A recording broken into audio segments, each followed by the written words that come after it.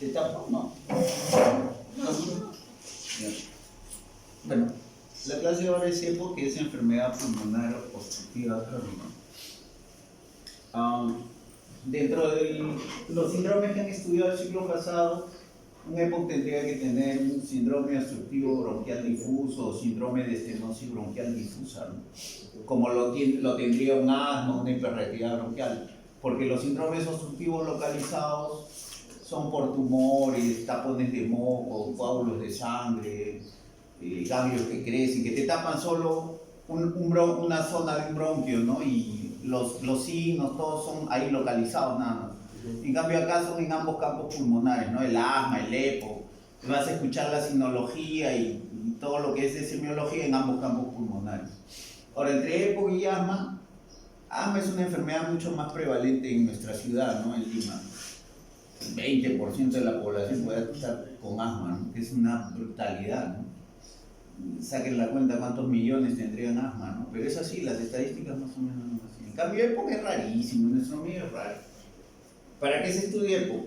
EPO se estudia porque en los países del primer mundo, en ellos sí es bien prevalente, porque ahí se ha fumado mucho y se sigue fumando. Entonces EPO está relacionado más a sustancias tóxicas, ¿no? Sustancias nocivas que uno respira. No hay EPO si no hay esa sustancia nociva en la historia clínica. Si un paciente nunca ha respirado una sustancia nociva, no hay EPO.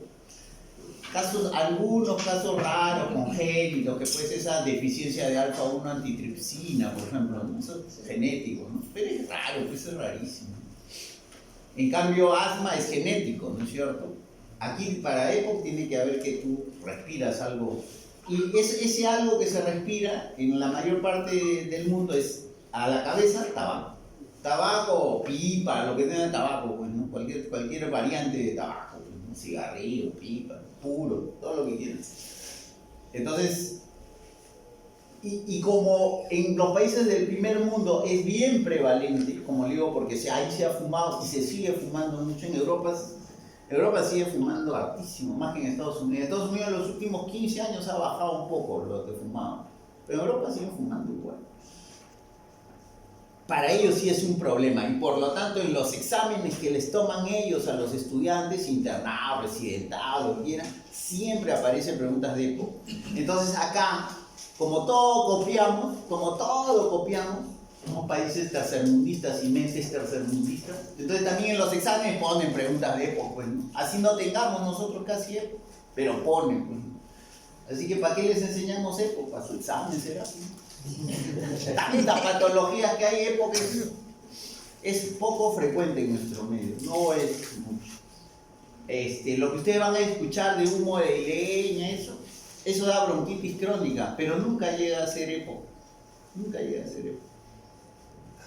¿Qué enfermedades incluye? Cuando ustedes abren su libro de medicina interna, EPO incluye 2 enfermedades: bronquitis crónica y enfisema, ¿no es cierto? Y bueno, por ahí podrían encontrar enfermedades de vías aéreas pequeñas. Pero bueno, en general esas 2, ¿no? Bronquitis crónica y enfisema. Ahora, ¿todas las bronquitis crónicas y todos los enfisemas son EPO? No. Tú puedes tener bronquitis crónica y enfisema y morirte de viejo con tu bronquitis crónica o con tu enfisema y nunca hacer EPO. Solo aproximadamente un 20% o 25% de estos cuadros de enfisema o de bronquitis crónica pasan a ser EPO. ¿En qué momento se convierten en EPO? Cuando comienzan a hacer obstrucción de vía aérea. Si no hacen obstrucción de vía aérea, puedes tener tu bronquitis crónica y te mueres con tu bronquitis sin obstrucción. Puedes tener tu enfisema y te mueres con tu enfisema sin hacer obstrucción. En el momento que hacen obstrucción de vía aérea, ya ahí es mejor llamarlo EPO y no bronquitis crónica y no enfisema, sino EPO. Porque en ese momento se convierte en una enfermedad más severa, que generalmente es irreversible. No hay tratamiento para EPO. Lo que me van a escuchar de tratamiento son paliativos, nada más. Estamos muy lejos todavía de... El EPO es una enfermedad que en la actualidad no tiene un tratamiento así. Yo te doy esto y te cura, no hay cura. A lo más, las terapias inhalatorias, lo que se hace más que todo para que no avance, para disminuir un poco su velocidad de avance, ¿no? Pero es una enfermedad crónica y progresiva. Entonces, ¿Cómo me doy cuenta que un paciente con bronquitis crónica en algún momento de su evolución con los años hace obstrucción de vía aérea? Cuando alguna vez le examino y le encuentro pues signos de obstrucción, ¿no? Le encuentro sibilantes, le encuentro expiración prolongada, eso. Y si le hago la espirometría y demuestro que está obstruido, ¿no? Ya está, ya empezó a hacer obstrucción, ya ahí mejor ya no le llamo ni bronquitis crónica ni enfisema, sino EPO. Mientras no tenga eso, será bronquitis crónica y será enfisema para toda su vida, ¿no? ¿Entendieron? Porque el concepto a veces no lo tienen bien claro, ¿no? Pero espero que después de la introducción que les he dicho quede claro esto del EPO. La siguiente. Entonces acá dice lo que estamos conversando, que en países del primer mundo, Estados Unidos, este sí es un problema bien prevalente, que como ustedes me han escuchado, si aparece EPO ya ese es irreversible, pues, ¿no? Entonces estamos hablando casi como un cáncer, ¿no? Claro que la evolución es más lenta, pero en realidad sí se va comprometiendo cada vez más la vía aérea, ¿no? Claro.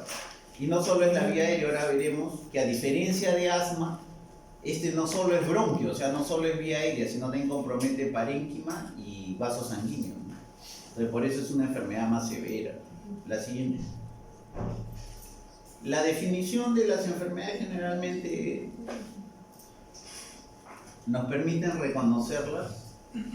Este es un proceso patológico que se caracteriza por limitación al flujo aéreo. ¿Por qué se limita el flujo aéreo? Porque hay obstrucción. Entonces, que no es completamente reversible, y esta es la primera diferencia con el asma. El asma sí puedes estarte ahogando, vas a una clínica, te nebulizan 3, 4 veces, te ponen tus apoyas, todo, y después de 3 horas sales normal. Es más, te vas a tonear a una discoteca, es normal. Pero aquel EPOC no. Antes se decía que era irreversible, ahora se dice que no es completamente reversible. El EPOC se pone mal, va a la clínica, lo nebulizan, al hospital, le dan su trato y todavía sigue silbando todo, o sea, disminuye la obstrucción un poquito nomás, un poquito. No, sigue con todo el cuadro. Hay una ligera mejoría más. ¿Por qué? Porque no es completamente reversible. Esa limitación al flujo aéreo, por lo general, y como ya me han escuchado, es progresiva, ¿no? Y se asocia con una respuesta inflamatoria pulmonar, o sea, de todo el pulmón, no solo de bronquios, de todo el pulmón, alveolos y parte vascular. ¿A qué? A una respuesta anormal a partículas o gases nocivos. El principal, tabaco. Puede ser leña, puede ser humo de leña. Puede ser otros particulados en la industria, sí, también puede ser.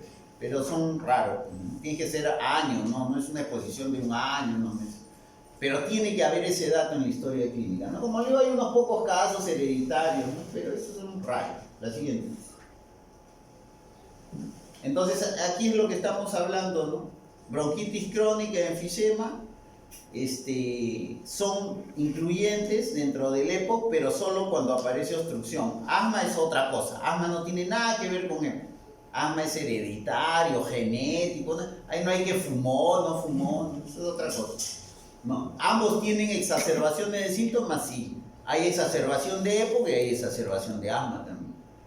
Y bueno, el EPOC, como dice ahí bien clarito, un paciente puede estar con tos, ¿no? Un bronquítico crónico. Usted sabe que la definición de bronquitis crónica es tos con flema por 3 meses durante 2 años consecutivos. Está tosiendo varios años y nunca hacer EPOC. Pero cuando aparece limitación al flujo aéreo, o sea, cuando aparece obstrucción de la vía aérea, ahí ya mejor, ahí pasó un EPOC. Se convirtió en algo más severo, más grave. EPOC. Listo. La siguiente. Bueno, las causas del EPOC a la cabeza, tabaco, pipa, puro, todo lo que tenga que ver con tabaco. También hay otras sustancias, ¿no? Industriales, en laborales, ¿no? Polvos orgánicos, humos, nitratos, etc. El humo de leña en nuestro medio puede llevar a EPOC. Lo que más hacen es bronquitis crónica en nuestro medio, ¿no?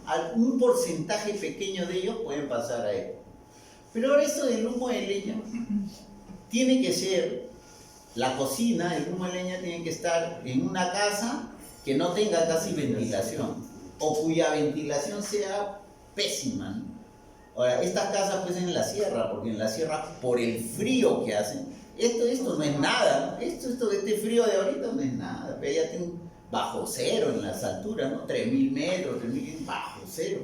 Entonces las casas no tienen ventanas, o si tienen una ventana chiquita, ¿no? Que para cerrar por el frío.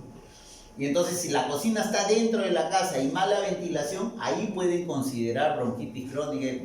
Pero si la cocina de leña está fuera de la casa, no van a estar pensando en EPO, por más que el paciente le diga yo he cocinado con leña. Tiene que preguntar, ¿dónde era tu cocina? ¿Dentro de la casa o fuera de la casa? ¿Cómo era tu casa?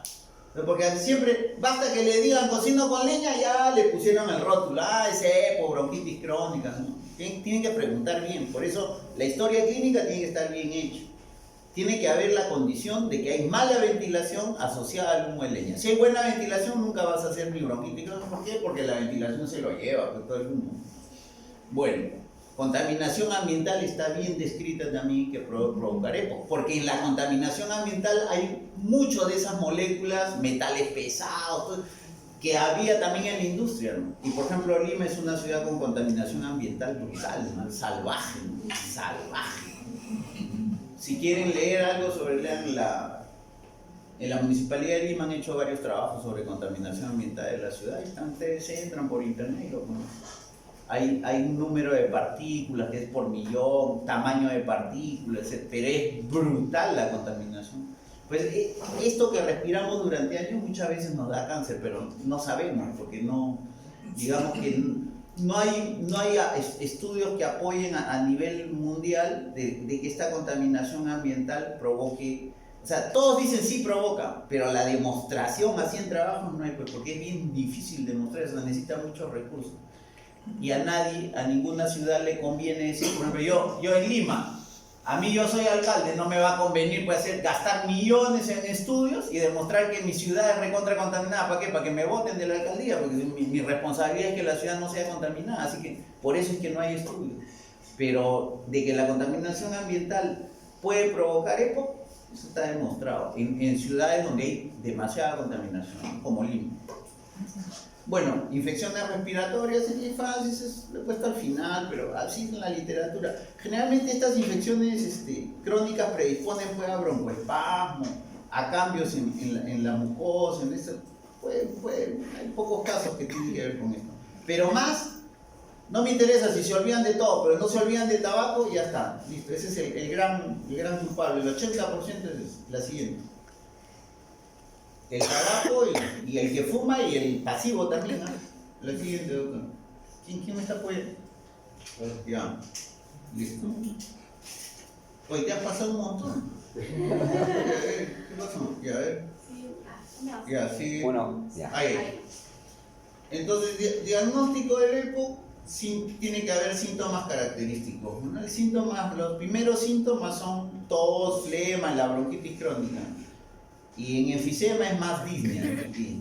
En ambos casos, cuando ya aparece obstrucción, o sea, cuando ya hablamos de enfermedad pulmonar obstructiva, cuando aparece obstrucción, el que va a mandar es la disnea. La disnea es lo que va a mandar.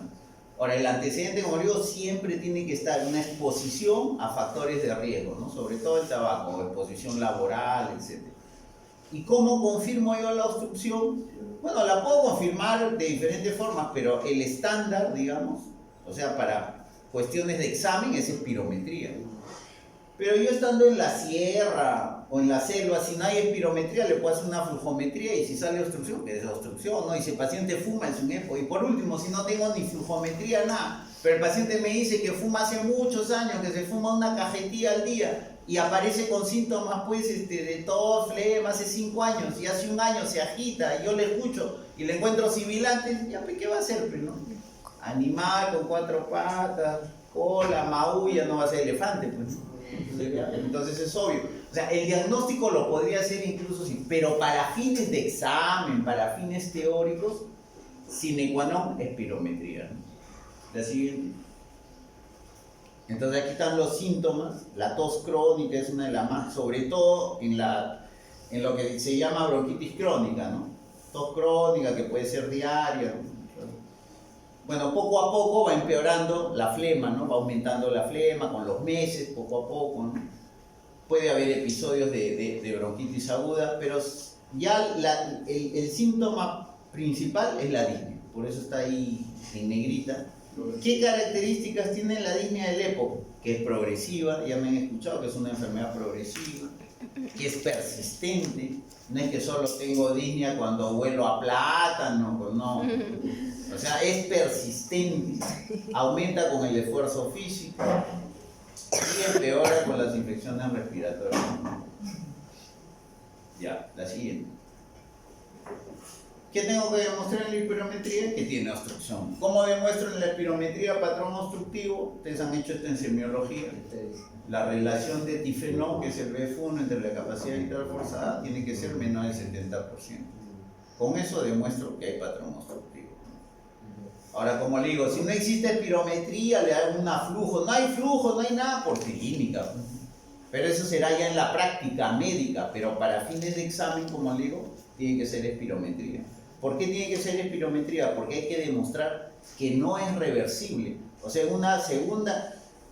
Ustedes, no sé, bueno, ya. Ustedes hacen una espirometría, soplan, les salen unos valores.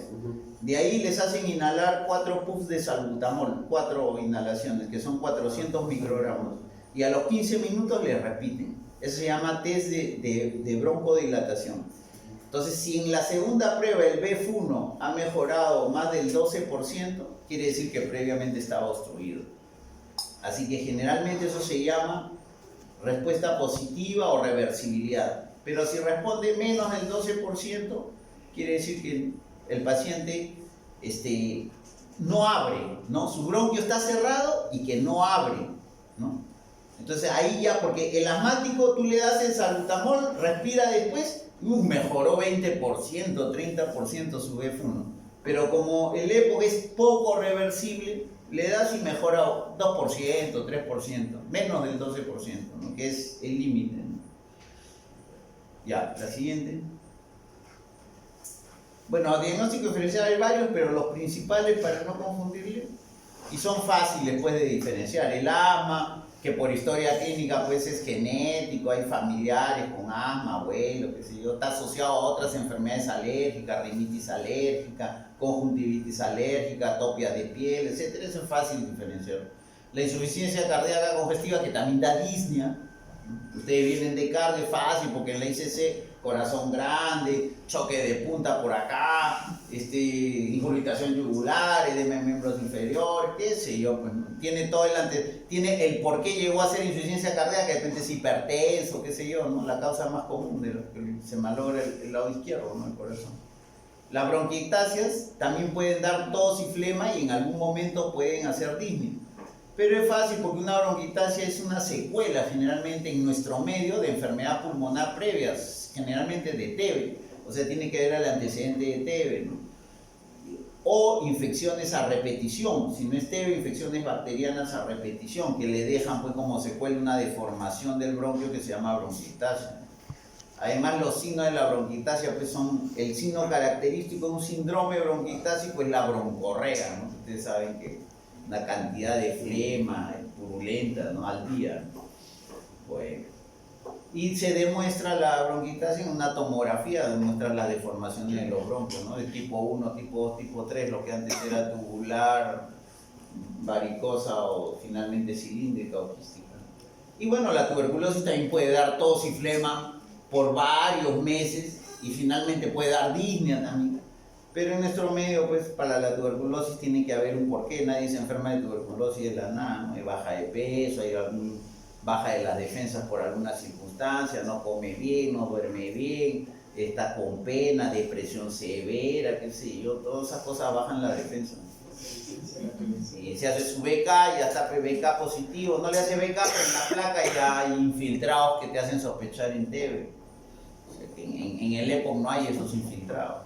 Así que, si bien es cierto, estos son enfermedades en nuestro medio comunes que hay que diferenciar, pero es fácil de diferenciarla de un EPOC. La siguiente.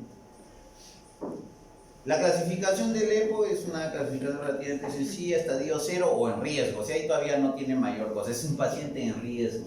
¿Por qué está en riesgo? Porque fuma, porque trabaja en una mina, qué sé yo, ¿no? Una industria. ¿Sí? Entonces, a veces hay tos, por épocas, y puede haber flema, ¿no? Tos, flema. La espirometría es normal todavía. En cambio, ya en el estadio 1, ya el EPOC es un EPOC leve, en donde no solo hay tos y aumento de la producción del esputo, sino hay obstrucción ya, demostrada por espirometría, ¿no? En la relación de difenol en menos del 70%. Entonces, estadio 0, estadio 1, EPOC leve, estadio 2, la siguiente, EPOC moderado, en donde los síntomas van progresando, cada vez más tos, más flema, y acá ya aparece, generalmente en este estadio 2 comienza a aparecer la disnea, ¿no? Disnea, que es más persistente. Evidentemente la espirometría revela patrón obstructivo y el BF1 en la espirometría se encuentra entre el 50 y el 80% del predicho. El predicho es un valor que lo obtiene la computadora de acuerdo a los datos que le piden antes de hacer la prueba, su sexo, talla, edad, etc., ¿no? Entonces una serie de datos y para esos datos la computadora les calcula, ¿no? Sus volúmenes que van a soplar. Ese es el 100%. Si usted sopla la mitad, 50%, ¿no? Entonces esos valores se dicen, es el predicho, el preestablecido, el predeterminado, como quieran, pueden usar cualquier sinónimo, no se van a poner nerviosos en el examen. Eso es lo que está calculado por la computadora. Entonces, en este EPOC 2 o estadio moderado, el BF1 está entre el 50 y el 80% del predicho, en esos rangos. Ya el EPOC grave, aquí ya los síntomas han progresado cada vez más y aparecen las exacerbaciones. Las exacerbaciones del EPOC se hacen cada vez más frecuentes y cada vez más severas en la medida que va avanzando el tiempo. Y cuando usted hace una espirometría, siempre tiene que haber EPOC, es porque hay una obstrucción, ¿no? Hay patrón obstructivo demostrado por la relación difenol, pero el grado de ese patrón obstructivo, ya la relación no define el grado de la obstrucción, sino el BF1. El BF1 está entre el 30 y el 50% del predicho, en este caso. La siguiente, el estadio 4, que es EPOC muy grave o muy severo, pueden encontrar las dos terminologías, en donde evidentemente la calidad de vida del paciente está afectada. ¿Por qué? Porque ya solo para sentadito, ¿no? Si camina un poco se agita, si come a veces se agita con algún tipo de comida, ¿no? Que hay que hacer un esfuerzo por masticar, etc. Y las exacerbaciones son tan severas que los pacientes fallecen en una de esas exacerbaciones, ¿no? Evidentemente en la espirometría hay patrón obstructivo y el BF1 está por el suelo, menos del 30%, ¿no? Del predicho.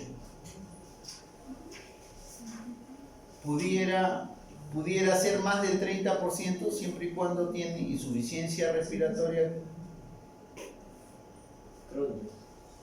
crónica o insuficiencia cardíaca, ¿no? Una de las dos.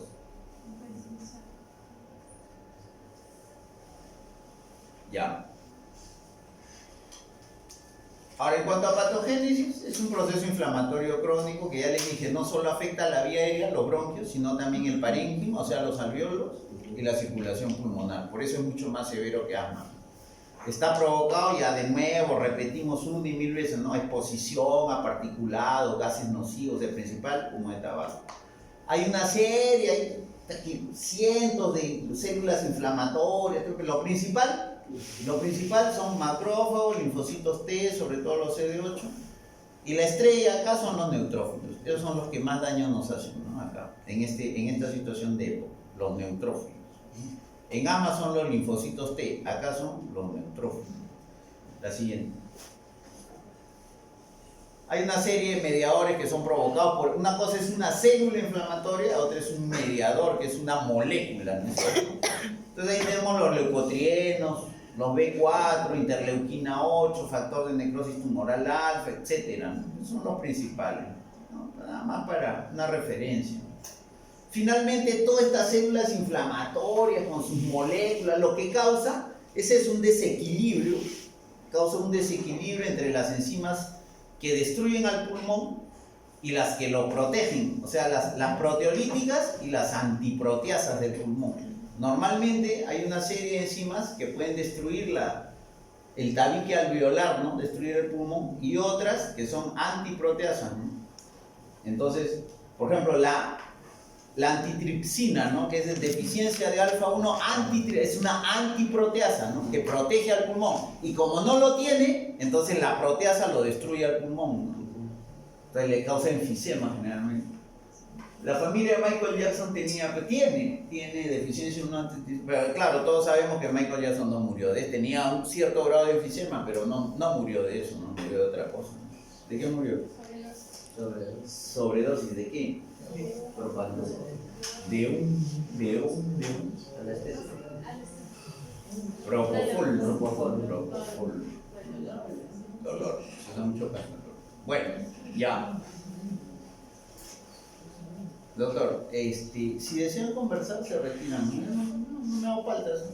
Conversan afuera, por favor. Es la última, porque ya varias veces he parado, pero creo que no me entienden o no sé, están acostumbrados.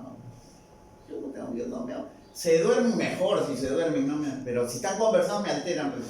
Ustedes van a ser en algún momento docentes también, si alguien está conversando, tu hilación a cada rato se te escapa, porque o sea, alguien está que se mueve para acá, habla. Ya te reventó la clase, ¿no?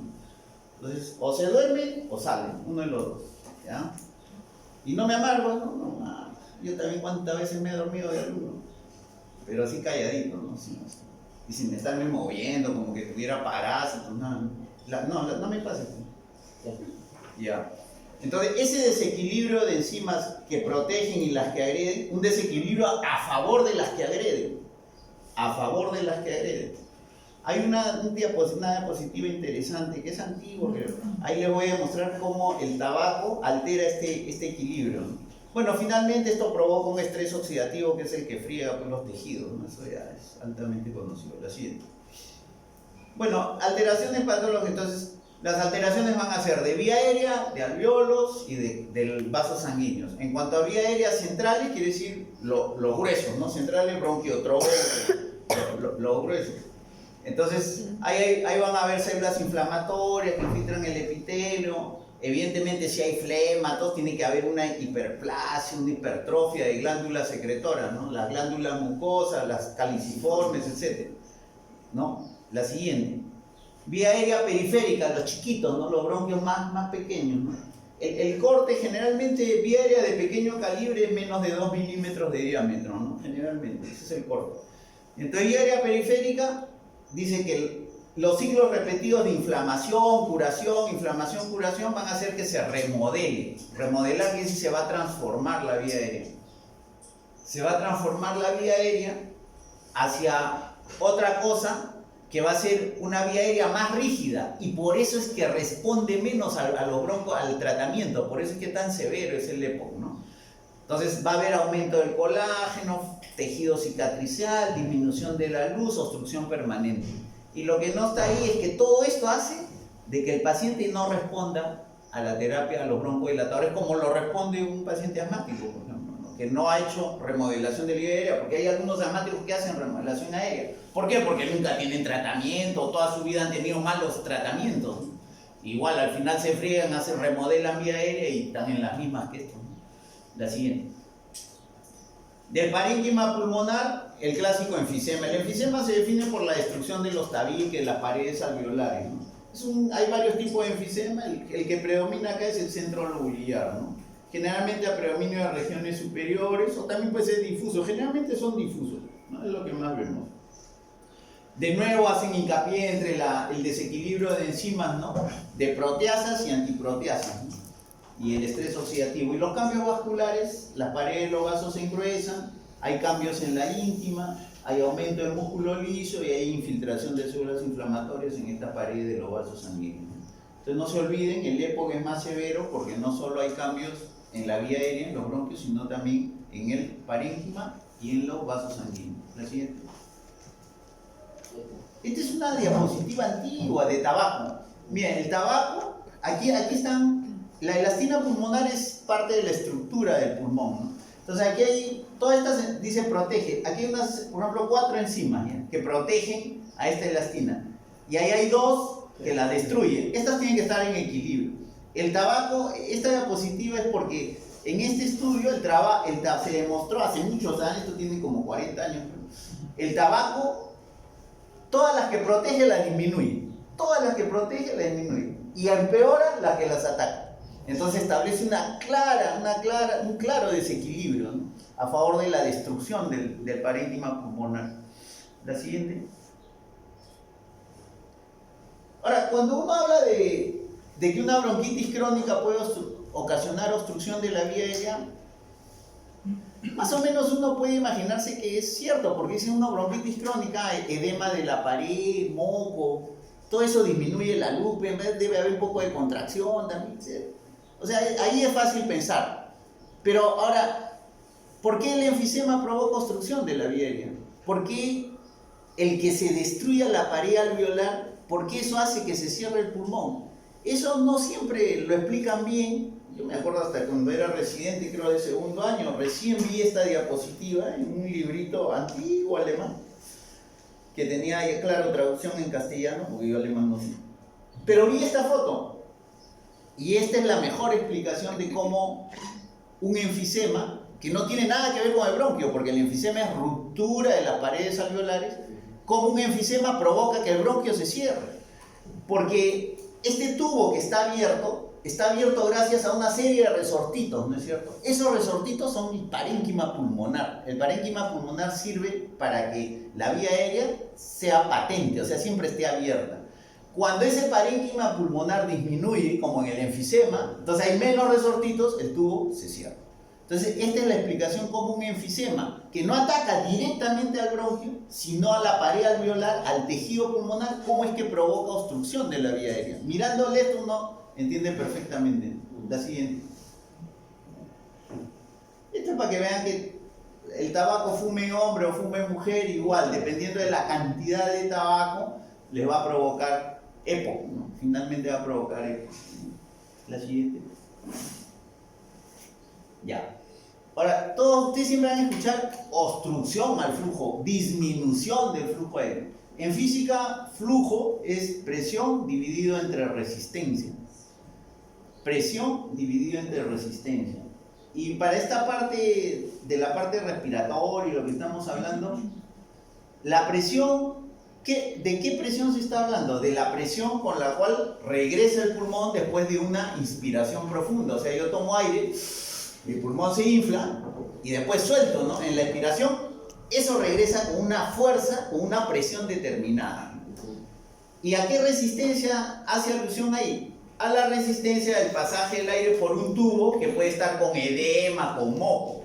Entonces, si flujo es presión entre resistencia, el flujo va a disminuir si disminuye el numerador o si aumenta el denominador, ¿no es cierto? Si disminuye el numerador, ¿frente a qué estamos? A enfisema. Porque en el enfisema el pulmón ya no regresa así. Porque el pulmón es como un elástico nuevo, ¿no? Uno lo suelta, regresa fuerte. El enfisema es como un elástico recontra desgastado. Usted lo jala, lo suelta y regresa muy poco, ¿no? Pierde la fuerza, pierde la presión de regreso. Eso se llama presión de retracción. En términos anglosajón se llama recoil, así se llama. Entonces, el flujo disminuye si disminuye la presión en el enfisema. Y en la bronquitis crónica si aumenta la resistencia, porque como le digo, hay edema, hay moco, todo eso. Entonces abajo tienen, ¿no? Estrechamiento de la vía aérea, esto es bronquitis crónica, es aumento de la resistencia. Y disminución de la presión de retroceso pulmonar, como el enfisema, ¿no? Entonces esta es la explicación física que ustedes quieren de los cambios que hay en el enfisema y en la bronquitis crónica para que finalmente exista disminución del flujo. La siguiente. Bueno, los tratamientos, el tratamiento del EPOC, les voy diciendo, hay congresos, los médicos nos sobonean con viajes. No hay cura, el EPOC no se cura, hasta falta que estamos en pañales para curar al EPOC, ¿ya? O sea, todo eso que hay ahora, que dicen, congreso de tratamiento de EPOC, ese es para los ignorantes. O sea, son calmantes nada más, ¿ya? No sé. Miren, los médicos, para no dejarse engañar por la industria farmacológica, tienen que estar bien capacitados. Está bien, ustedes pueden vivir a costa de la industria farmacológica, pero no entrar en su juego, ¿no? A la hora que traten a sus pacientes, los tratan con su ciencia, ¿no? Y a la hora que quieren divertirse, ahí están los laboratorios para que leen sus viajes y todo lo demás. Entonces, no, eso es independiente, ¿no? Pero no les pueden engañar. O sea, la única forma de que una transnacional no les engañe es que el médico siempre esté bien capacitado, para que no les crea todos los cuentos que hacen, todos los cuentos. Yo sinceramente el 70% de cosas que hay en medicina no sirven. Así más o menos, no sirven. Y ya cuando ustedes hagan su especialidad, sean cardiólogos, entonces se van a dar cuenta de eso. Hay mucho juego, la industria transnacional.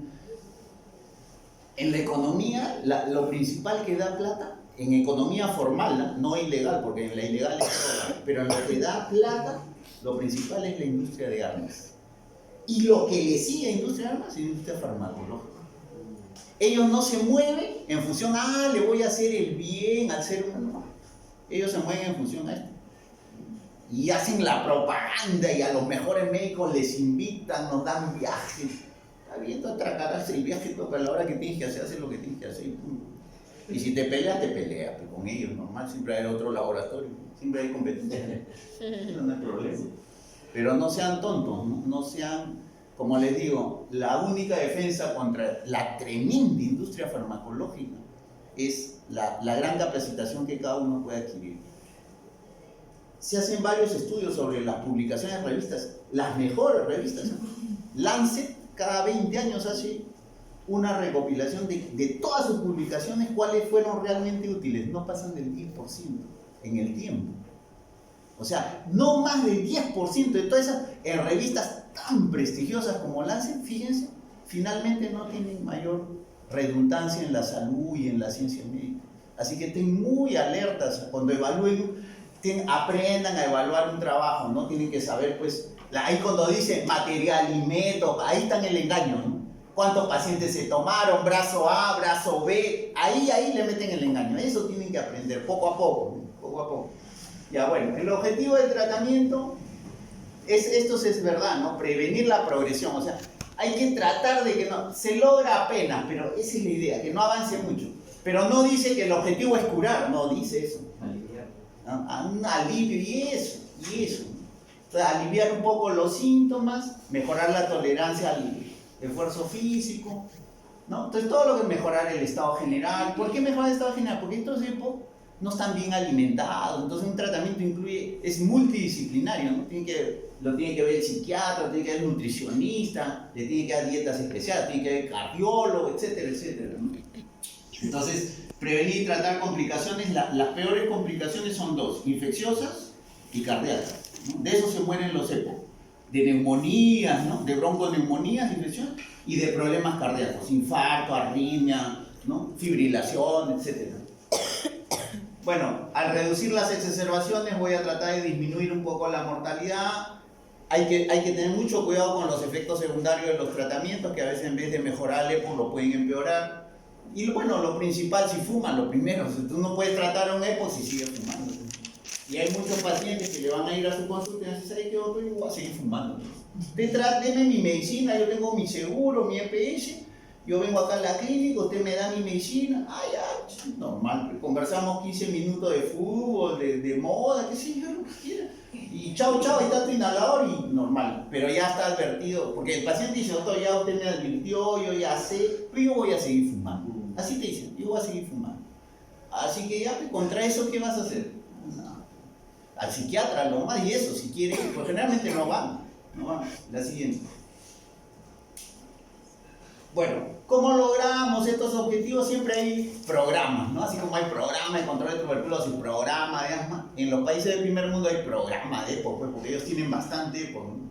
Y ese programa tiene 4 componentes principales, ¿no? Una evaluación y monitorización de la enfermedad, reducción de los factores de riesgo, tratamiento del EPO estable y tratamiento de las exacerbaciones.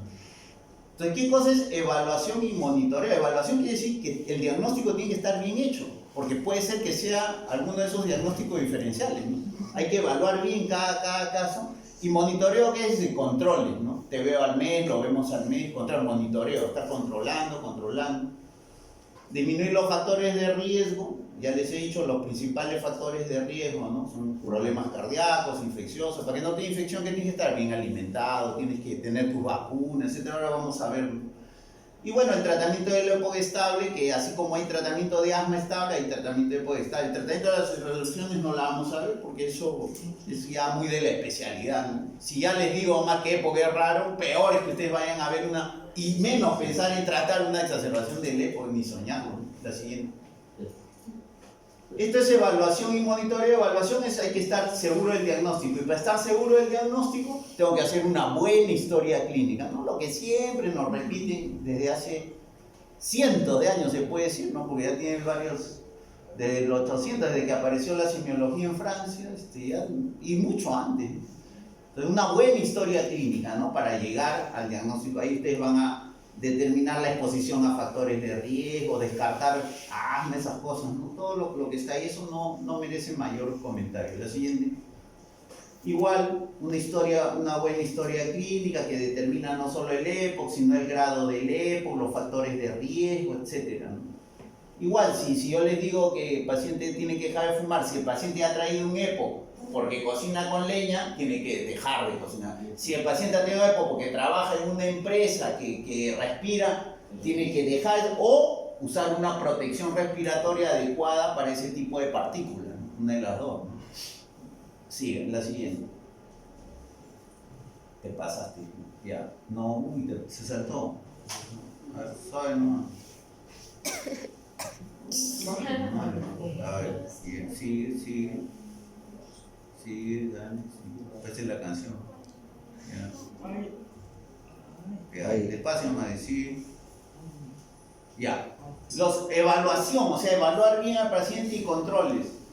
Bueno, la espirometría es básica, ¿no? Por eso el test de reversibilidad, ¿no? El test de broncodilatador, obligado. Una vez al año le hacemos para ver cómo va avanzando.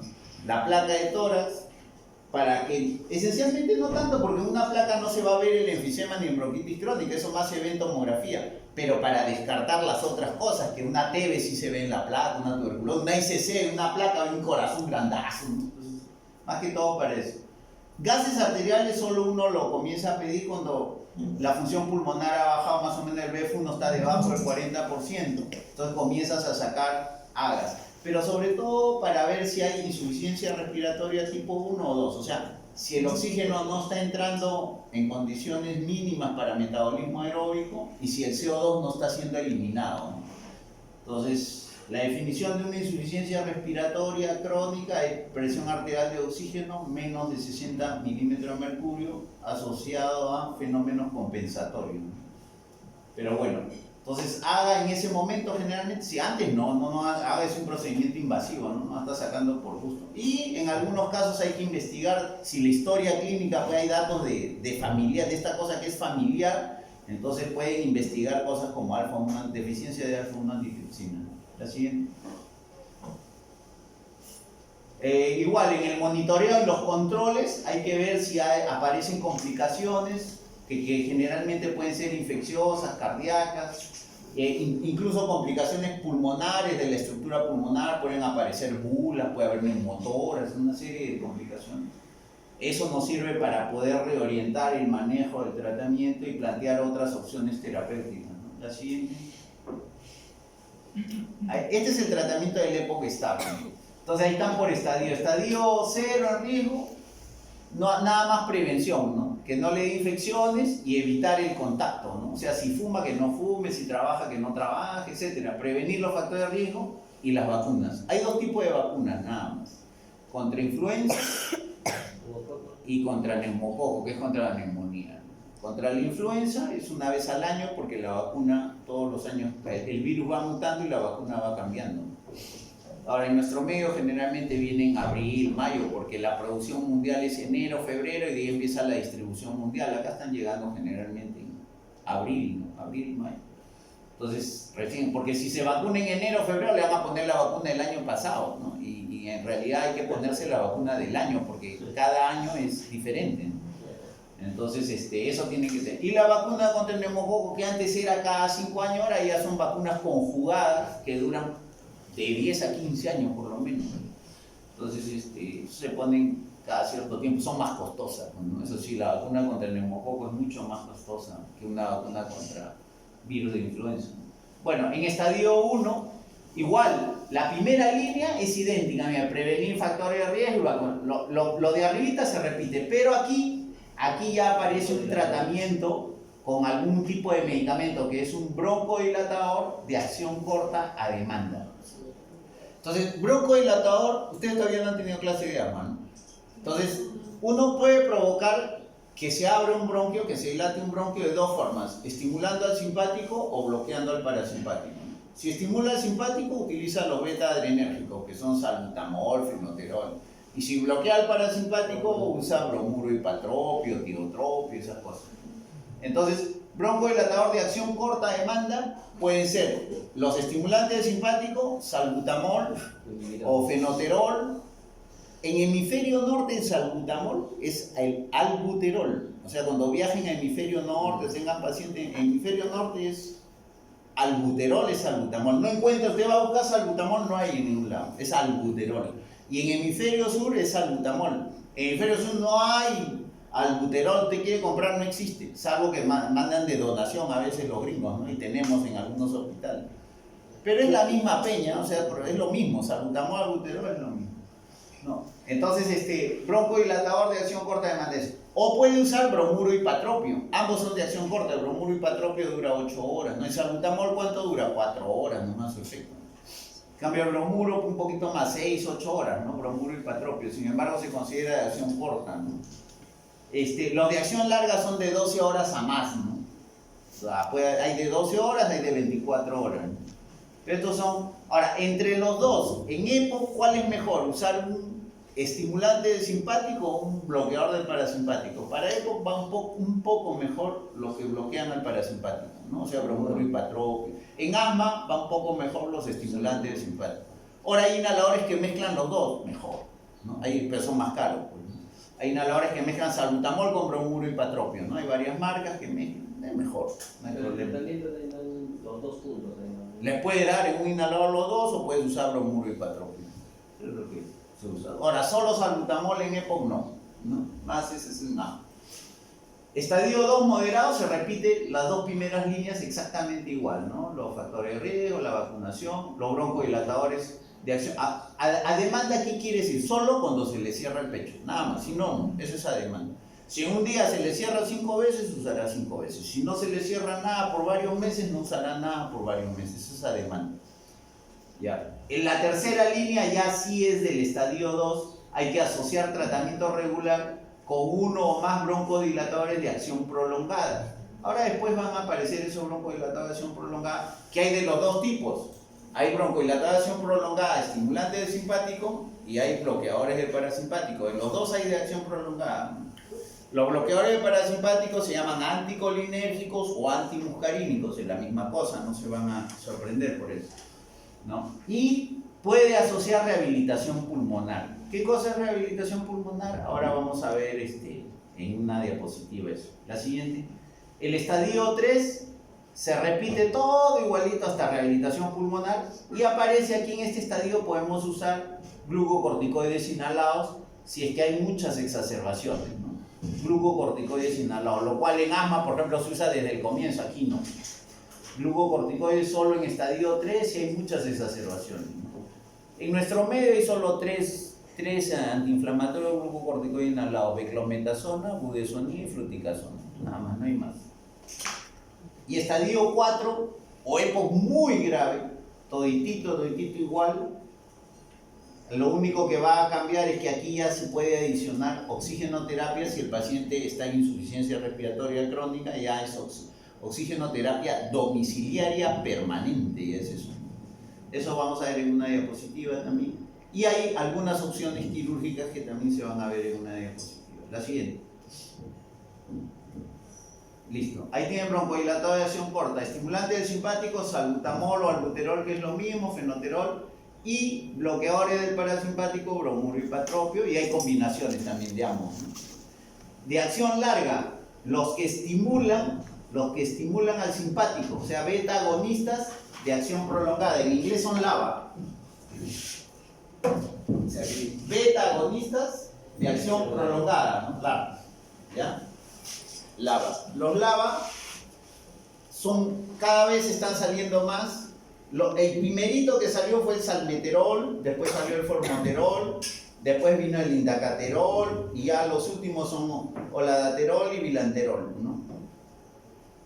Y están saliendo, cada vez salen mejores, más potentes. Los primeros formoterol y salbutamol, por ejemplo, eran cada 12 horas. El indacaterol ya es cada 24, más fácil, ¿no? Hacen más fácil la cosa. La siguiente. Efectos adversos de estos broncodilatación prolongada, como son estimulantes del simpático, puede haber taquicardia, que puede ser sinusal y en algunos casos no sinusal, ¿no? Y ahí sí estamos, eso en viejitos hay que tener mucho cuidado, etc.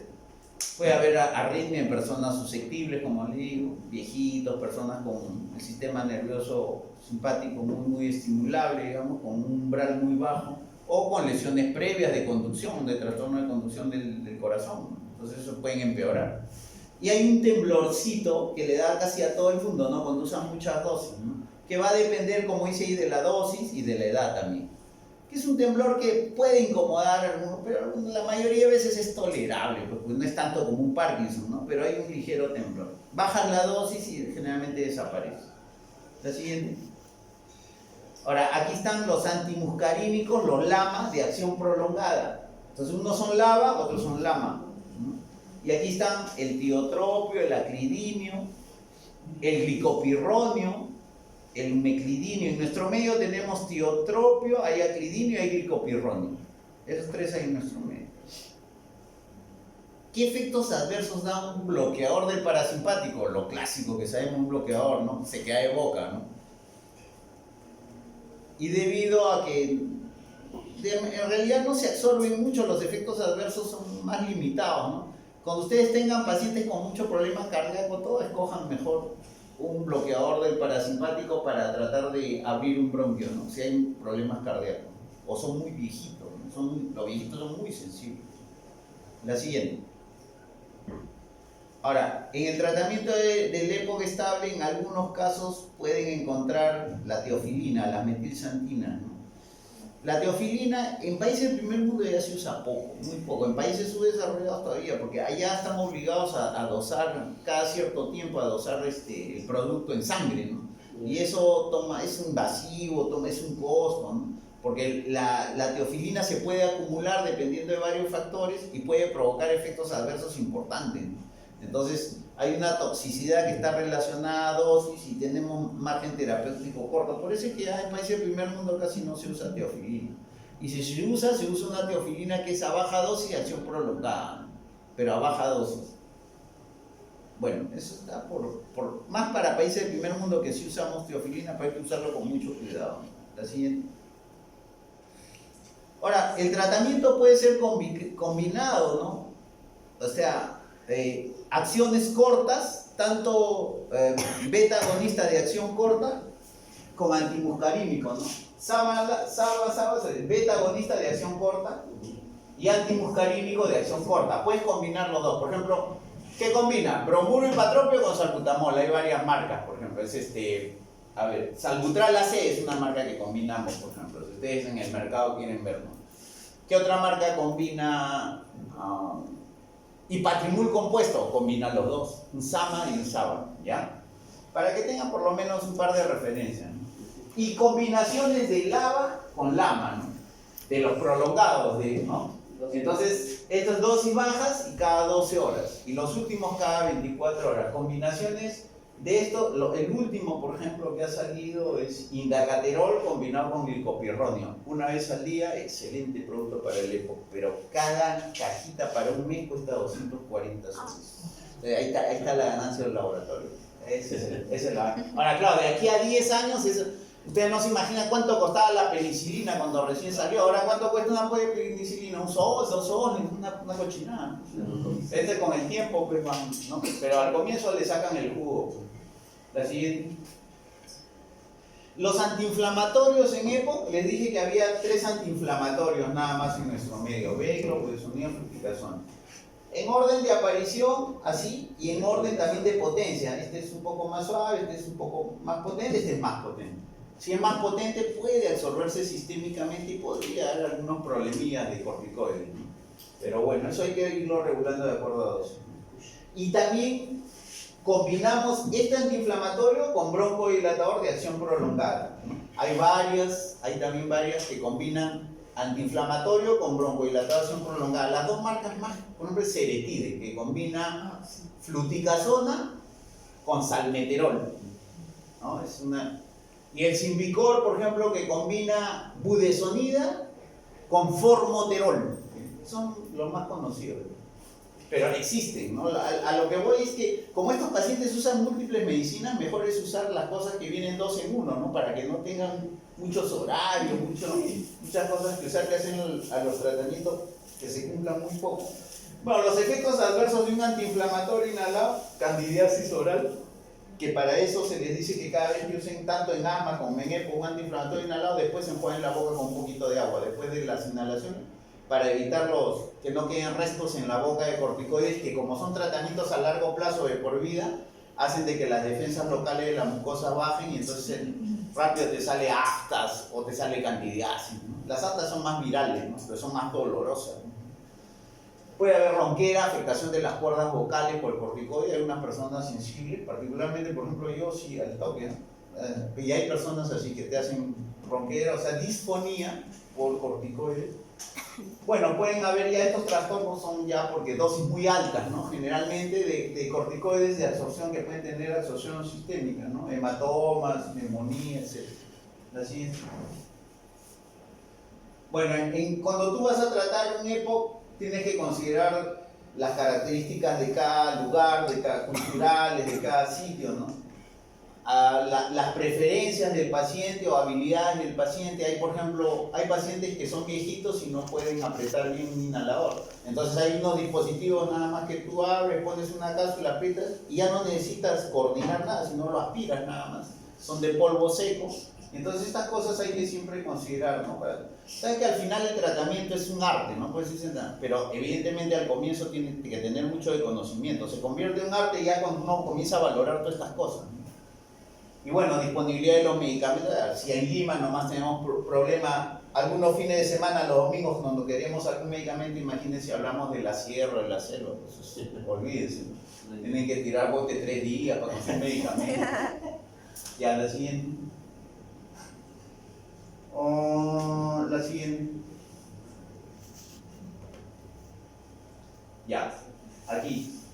En EPO, tratamientos a largo plazo con glucocorticoides orales, o sea, con pastillita de prednisona, eso no está indicado. Solo tratamos con glucocorticoides sistémicos 3-4 días cuando hay exacerbaciones del EPO, nada más. En asma sí es otra cosa, es diferente. En cuanto a vacunas, sí, las dos que hemos hablado, ¿no? Contra influenza y el neumococo. Antibiótico en EPO solo cuando hay exacerbaciones infecciosas bacterianas, porque muchas exacerbaciones son virales. El antibiótico no le hace nada al virus, como ustedes saben. Mucolíticos no los recomendamos porque preferimos que tosen. Con la tos el paciente elimina, podemos usar algunos fluidificantes, pero antitusígenos sí contraindicado. O sea, un EPO generalmente produce mucha flema. Entonces ustedes no pueden darle un antitusígeno, lo bloquean la tos, se llena de flema, se llena de flema, y esa flema es alimento para gérmenes, se les complica. Esto pueden o no darlo, ¿no? No lo recomendamos, pero si le dan daño no le va a hacer. Pero este sí está contraindicado, en un EPO, ¿ya? No hay antitusígeno. La siguiente. ¿Qué cosa es rehabilitación pulmonar? No sé si alguna vez han escuchado. Rehabilitación pulmonar ya tiene como 30, 35 años. Son programas de varias semanas. El mínimo número de semanas son 8 semanas, pueden ir a 12 semanas, 14 semanas, que antes se daban en los hospitales, solo en los hospitales, y ahora se pueden dar en la casa inclusive, en donde estos programas incluían, le enseñaban al paciente a cómo respirar, cómo toser más eficientemente, cómo mejor hacer ejercicios del diafragma. Lo veía el cardiólogo, le hacían test de caminata, test de esfuerzo, lo veía el psicólogo, el psiquiatra, porque todos estos pacientes se deprimen, es que muchos tienen que usar oxígeno, ya están solo sentados en su casa, entonces cambia un montón su estilo de vida. Entonces, sí, dime. Sí.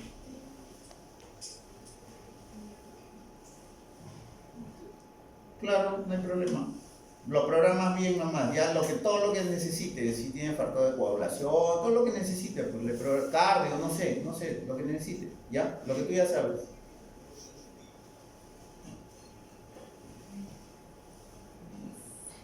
Habría que ver, pues eso no te puedo, ¿cómo te prometo algo si... Claro, lo considero, sí, claro, ya, perfecto, listo, chao. Ya.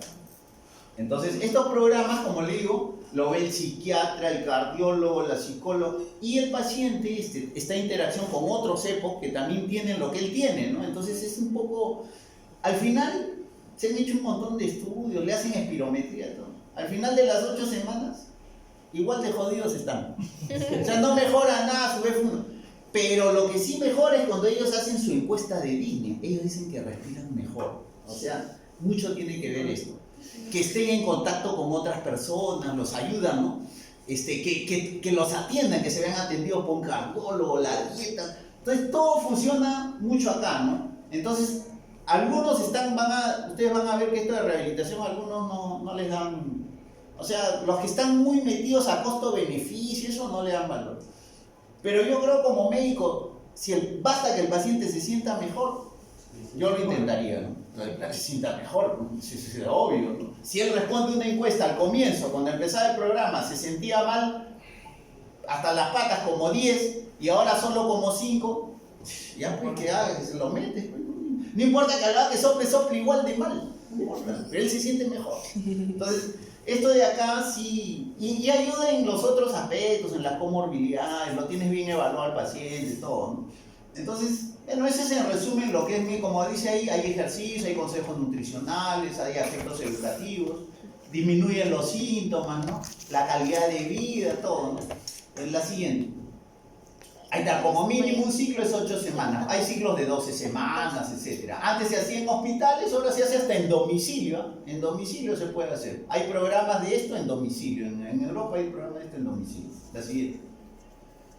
Oxigenoterapia. Cuando un paciente ya necesita oxígeno porque ya está en insuficiencia respiratoria crónica, o sea, está con valores de oxígeno menos de 60 milímetros de mercurio, pero para fines de seguros, en Estados Unidos tiene que bajar de 55 milímetros de mercurio la presión arterial de oxígeno para que el seguro le dé el oxígeno.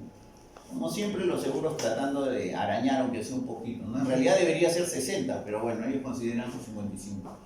Entonces, se ha demostrado durante muchos años que menos de 15 horas al día no tiene efecto. Eso de que voy a usar un ratito. Bueno, si no está en insuficiencia respiratoria, puede usar todo el ratito que quiera. Pero cuando ya entre en insuficiencia respiratoria crónica, tiene que usar o permanente o mínimo 15 horas. Mínimo. Menos de eso no le hace bien.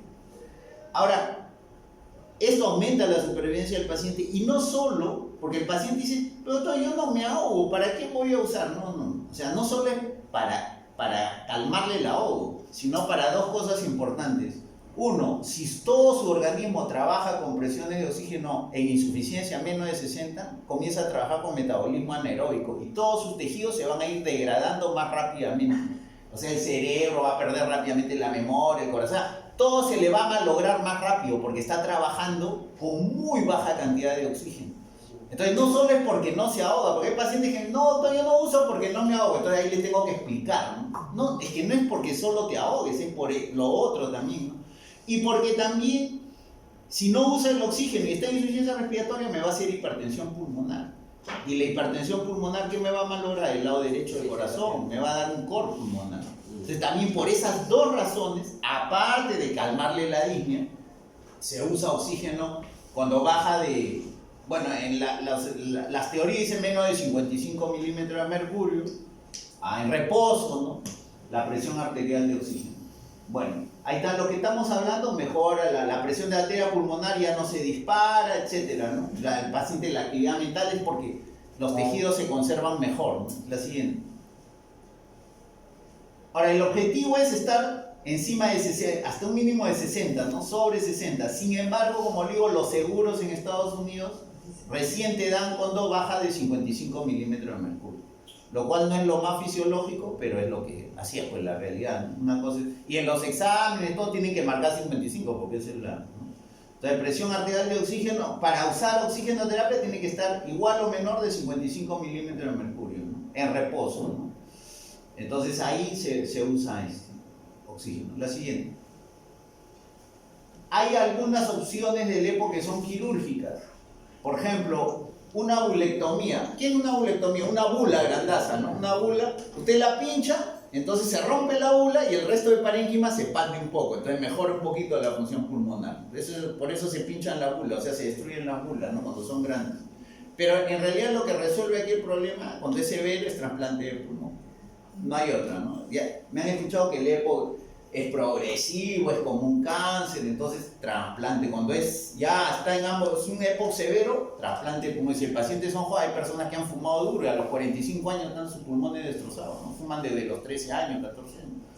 Entonces, el trasplante de pulmón puede ser de un pulmón solo, puede ser de los dos pulmones y puede ser en bloque, pulmón y corazón. Esos pacientes, de nada vale que usted le meta un pulmón nuevo si el corazón está en insuficiencia cardíaca, ¿no? Entonces, esos pacientes que están con cor pulmonar, insuficiencia cardíaca, ese es en bloque, ¿no? Y hay centros en diferentes partes del mundo que hacen trasplante de pulmón. Lo hacen en un solo pulmón, dos o en bloque. En nuestro medio se hacen 1 o 2 trasplantes al año, o sea, muy poco. Que los hace es la almenara, ¿no? O sea, los pacientes asegurados. Tienen que meterlo al seguro al paciente para que le puedan hacer. Pero te piden 1000 cosas, discriminan un montón y al final no sé si también habrá algo de esto de putra, ¿no? Porque para que te operen 1 o 2 al año más se recontra. Tienes que estar embarazazo, ¿no? ¿Y qué tal será, doctor? ¿Se adaptan los pacientes? ¿Cómo? O sea, ¿cómo reacciona ante...? No, la mayoría acepta porque primero tienes que escoger, pues, ¿no? Tienes que escoger compatibilidad, ¿no? Histocompatibilidad, finalmente tu hijo, tu hermano o algún paciente que tenga así mucha compatibilidad para que tu organismo no lo rechace. El gran problema de los trasplantes es el rechazo. Para que no lo rechace se hacen 2 cosas. Se busca al más parecido, o sea, todos los complejos de histocompatibilidad, todo eso tiene que cuadrar, tiene que ser compatible. Y encima se le da medicinas que te bajan las defensas para que no lo rechaces, que son inmunosupresores generalmente. Entonces, eso es en todos los órganos. Ahora, puede haber rechazo a pesar de eso, pero bueno, los trasplantes en sí salen bien. Claro, a los años hay que ver, pues los estudios que tengan ellos todavía no presentan resultados a 15, 20 años de cuántos de los que trasplantaron. Una de las cosas que hacen, por ejemplo, es bronquiolitis obliterante, ¿no? ¿Cuántos hicieron bronquiolitis? ¿Cuántos se murieron por bronquiolitis? Eso no presentan todavía, ¿no? Lo tienen ahí caleta todavía. La siguiente. Es el último. Listo, ya muchachos. Gracias.